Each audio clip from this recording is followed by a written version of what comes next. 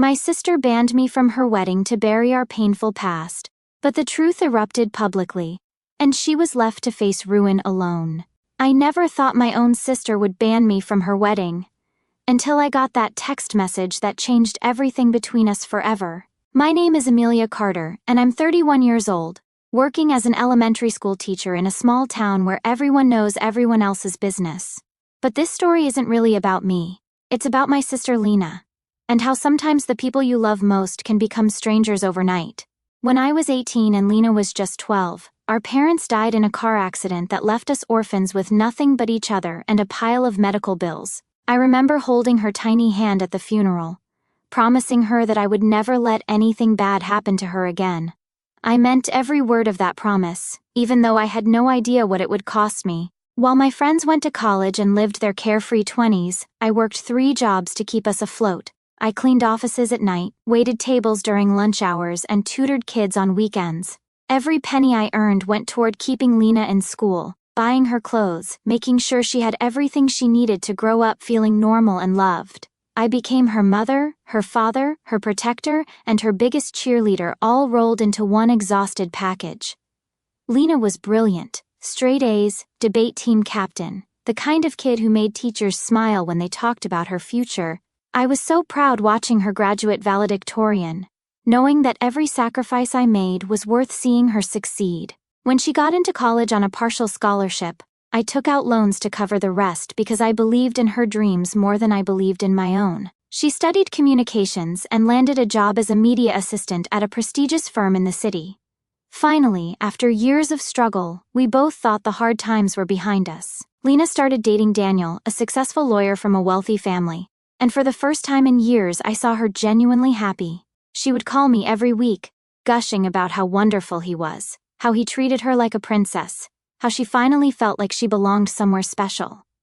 When Daniel proposed last spring, I cried happy tears over the phone. My little girl was going to have the fairy tale wedding she always dreamed about, and I couldn't wait to watch her walk down the aisle. We spent hours planning together, or at least I thought we were planning together. Looking back now, I realized she was just letting me think I was involved while quietly making different arrangements.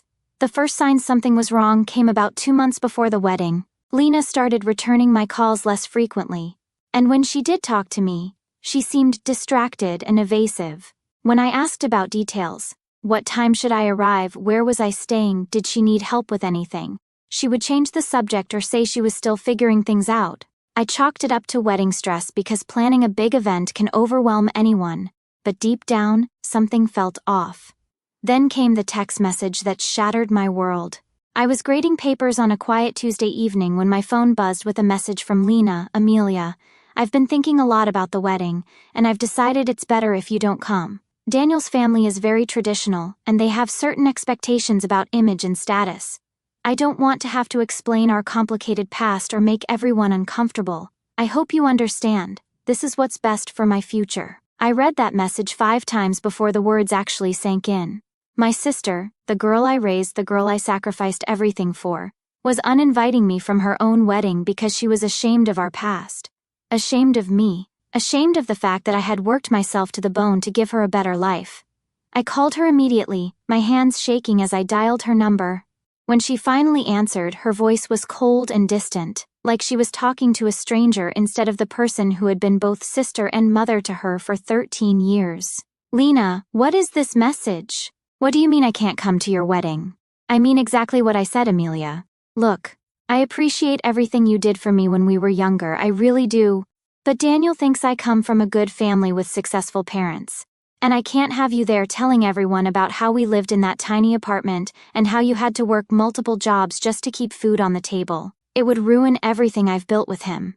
The words hit me like physical blows. Everything you've built?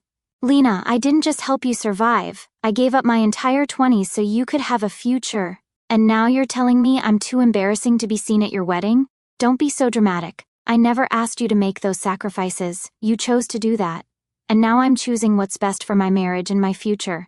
Daniel's family has money and connections, and they can't know that I grew up poor with a sister who's just a teacher. I've told them that you're a distant cousin, nothing more.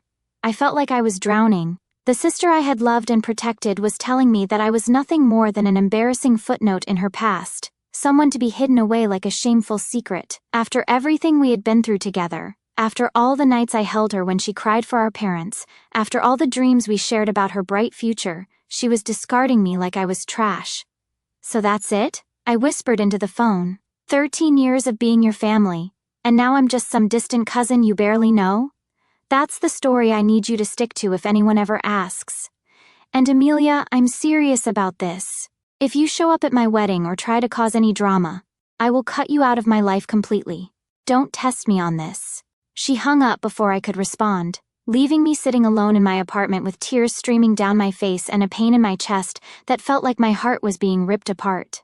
The girl I had raised, the girl I loved more than my own life, had just threatened to abandon me if I didn't cooperate with her lies. For days after that phone call, I walked around in a daze. I couldn't eat, couldn't sleep, couldn't focus on my students. How do you process being rejected by the person you thought was your closest family? How do you come to terms with being seen as an embarrassment by someone whose entire existence you helped shape? I started thinking about everything differently. All those times Lena came home from college talking about her wealthy classmates and their perfect families. Was she already ashamed of me then? All those conversations about Daniel's family and their country club lifestyle. Was she already planning to erase me from her story? The signs had been there, but I had been too blind with love to see them. Part of me wanted to fight back, to call Daniel myself and tell him the truth about who his fiancée really was. But another part of me, the part that still loved Lena despite everything, couldn't bring myself to deliberately hurt her. Instead, I made a different choice. I decided to do exactly what she asked, stay away and keep my mouth shut. But I also decided that if she wanted to pretend I didn't exist, then I would stop existing for her too. I didn't call her in the weeks leading up to the wedding. I didn't send a gift. I didn't reach out at all. If Lena wanted to cut me out of her life, then she could experience what life actually looked like without me in it. For the first time in 13 years, I put myself first and let her handle her own problems. The wedding was scheduled for a Saturday afternoon at an expensive venue outside the city. Even though I wasn't invited, I couldn't help thinking about it all day. I imagined Lena in her dress, walking down the aisle toward Daniel, starting her new life without any acknowledgement of the person who made it all possible. I felt sad and angry and empty all at the same time. Around 6 o'clock that evening, my phone started ringing. Lena's name flashed on the screen, and for a moment I thought maybe she was calling to apologize, to tell me she had made a terrible mistake and wanted me there after all. I almost didn't answer, but curiosity got the better of me. "Hello?" I said cautiously. "Amelia?" Lena's voice was different, shaky, panicked, desperate. "Something terrible has happened. The wedding? Oh God, the wedding is ruined." "What are you talking about? What happened?" "Daniel found out. He found out about everything. About our parents, about how you raised me, about the lies I told. He called off the wedding right there in front of everyone. He just walked out, Amelia. He left me standing at the altar in front of 200 people. I felt a strange mix of shock and something that might have been satisfaction. How did he find out?" "He started asking questions about you a few weeks ago. He said it was weird that I never talked about my family, that I got nervous whenever he brought up meeting my relatives. So he hired someone to look into our background. He found out about Mom and Dad's accident, about how young you were when you took care of me, about everything. The irony was almost perfect. By trying so hard to hide me and our past, Lena had made Daniel suspicious enough to investigate on his own. Her lies had created exactly the situation she was trying to avoid. And when he confronted you about it? I tried to explain, but he was so angry. He said I had lied to him about everything that mattered, that he couldn't trust someone who was ashamed of their own family. He said," her voice broke, "he said that anyone who could throw away someone like you wasn't the kind of person he wanted to marry." I sat in silence, processing what she was telling me. Daniel had figured out what Lena apparently couldn't, that I wasn't something to be ashamed of, but someone to be grateful for. He had seen the truth of our relationship more clearly than she had. "Amelia, please," Lena continued, her voice desperate now. "I need your help. Everyone knows what happened. The whole wedding party, all the guests, they all heard him call me out for lying about you. I don't know what to do. I can't face anyone. I need somewhere to go, someone to help me figure this out." For a moment I felt that old familiar urge to drop everything and rush to rescue her. the way I had been doing for 13 years. But then I remembered the coldness in her voice when she banned me from her wedding, the way she had threatened to cut me out of her life if I didn't cooperate with her lies. I remembered how she had called me embarrassing and said she never asked for my sacrifices.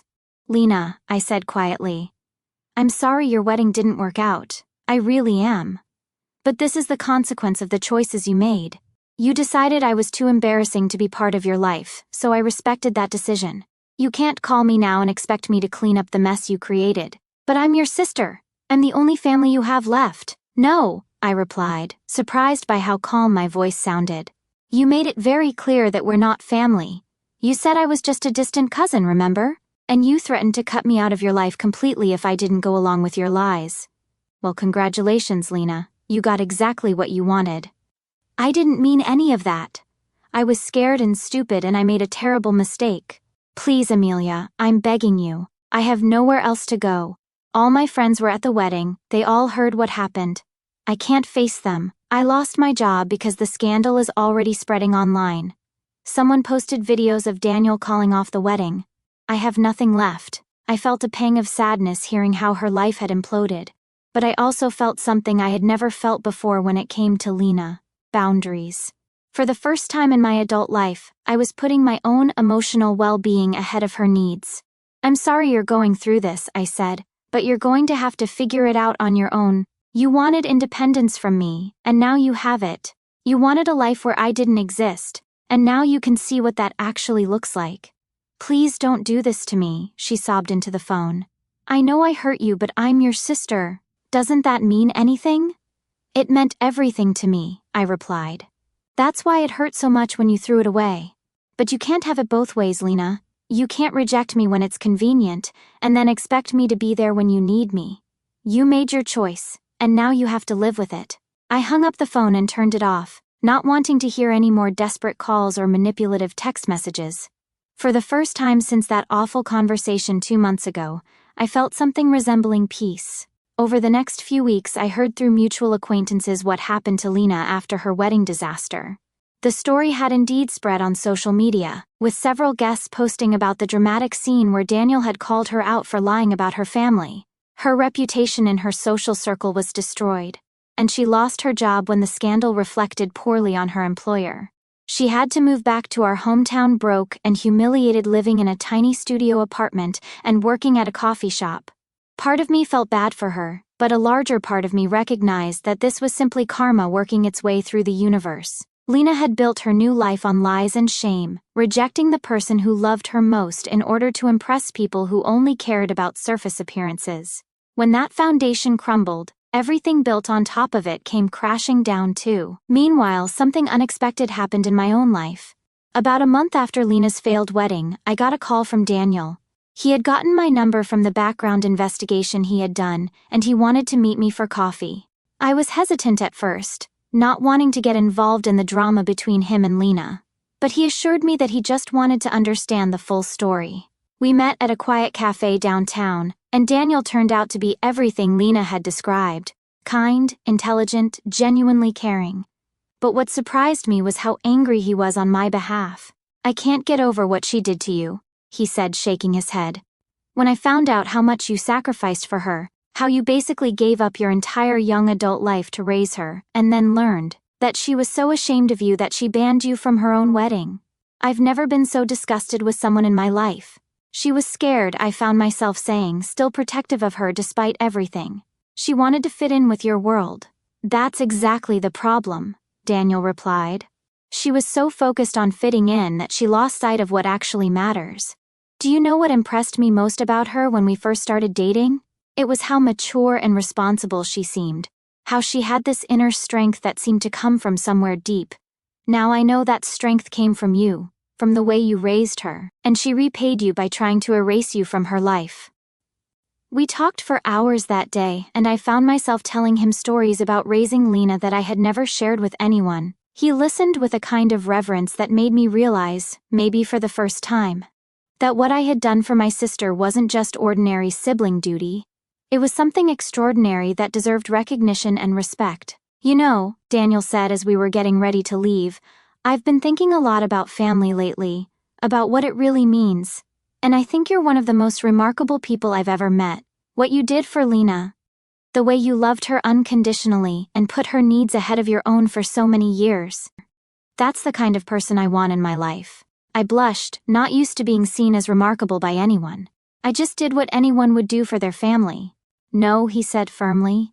Most people wouldn't have made those sacrifices. Most 18-year-olds would have found a way to put their orphan sibling in foster care and gone on to live their own lives. You chose love over convenience, responsibility over freedom. That's rare, Amelia. That's beautiful. Over the following months, Daniel and I became friends. He was still processing his feelings about Lena and the failed relationship, but he made it clear that he valued my perspective and enjoyed my company. We would meet for coffee or dinner, sometimes talking about Lena, but more often just enjoying each other's conversation about books, travel, life dreams we had put on hold. I started to see myself through his eyes, not as the martyred older sister who had given up everything, but as a strong, capable woman who had made difficult choices with grace and love.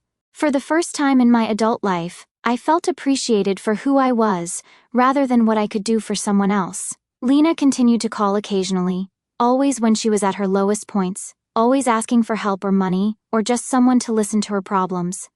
I was polite but distant, offering generic sympathy but no concrete assistance. I had learned that helping her had become a one-way street that led nowhere good for either of us. I don't understand how you can be so cold, she said during one of these calls. We used to tell each other everything. We used to be best friends. We were never best friends, Lena, I replied sadly. I was your caretaker and you were my responsibility. I loved you, but it was never an equal relationship. And when you decided you didn't want me in your life anymore, you made it clear that you never valued what we had in the first place. But I was wrong. I see that now. Can't we go back to the way things were? No, we can't. Because the way things were wasn't healthy for either of us.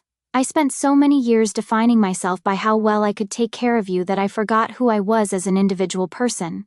And you became so used to being taken care of that you never learned how to appreciate what you had. So that's it? You're just going to abandon me forever? I'm not abandoning you, Lena. I'm finally learning how to love myself as much as I loved you. There's a difference. The conversation that changed everything between us happened almost a year after her failed wedding.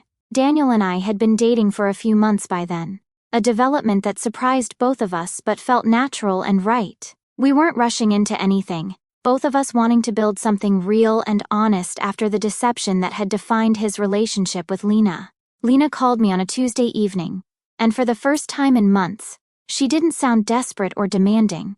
She sounded tired and genuinely remorseful. Amelia, I need to tell you something, and I need you to just listen without hanging up on me. I prepared myself for another manipulation attempt, but what came next surprised me. I've been going to therapy, she said quietly.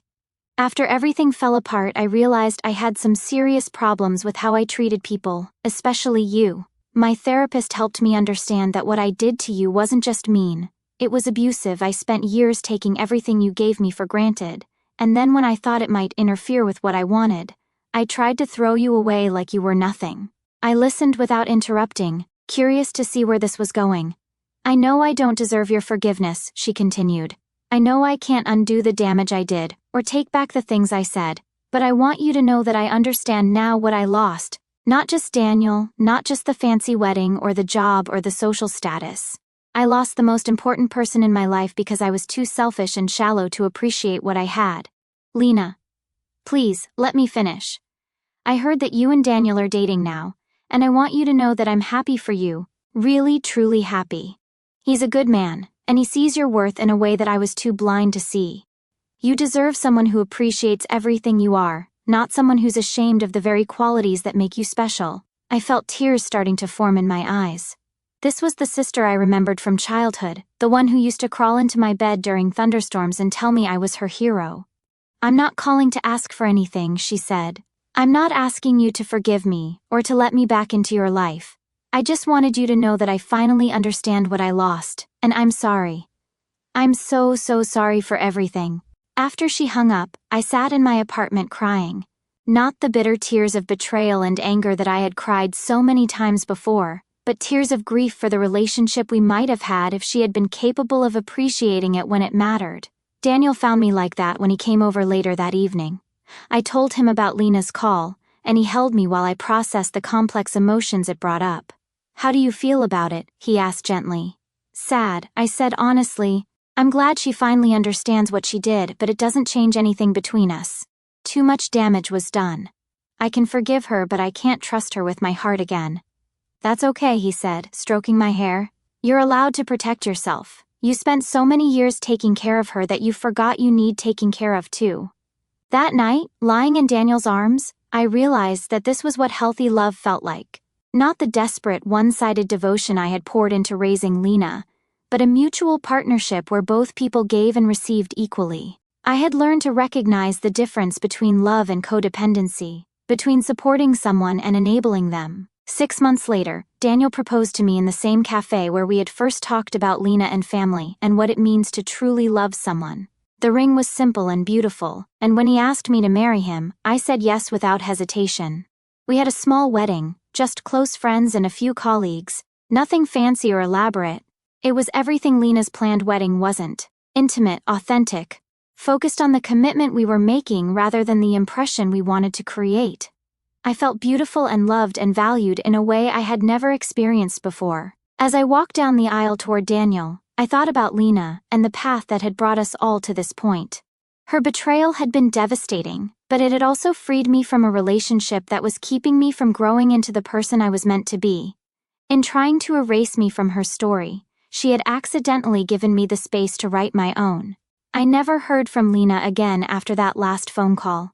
I heard through mutual acquaintances that she eventually found a new job and slowly started rebuilding her life, hopefully with more honesty and self-awareness than before. I wished her well from a distance, but I knew that chapter of my life was permanently closed. Daniel and I have been married for 2 years now, and I'm happier than I ever thought possible. We're trying to start a family of our own, and I'm excited about the possibility of being a mother to children who will be raised with love and appreciation rather than entitlement and shame. I want to give my future children the gift of knowing their worth, something I never fully learned until I met Daniel. Sometimes people ask me if I regret how things ended with Lena, if I wish I had been more forgiving or understanding. But I've learned that forgiveness doesn't require reconciliation, and understanding someone's mistakes doesn't mean you have to keep giving them opportunities to make new ones. I forgave Lena for her betrayal because carrying that anger was poisoning my own happiness. But I also learned to forgive myself for the years I spent defining my worth by how much I could sacrifice for the way I enabled Lena's selfishness by never setting boundaries, for not recognizing that love without respect isn't really love at all.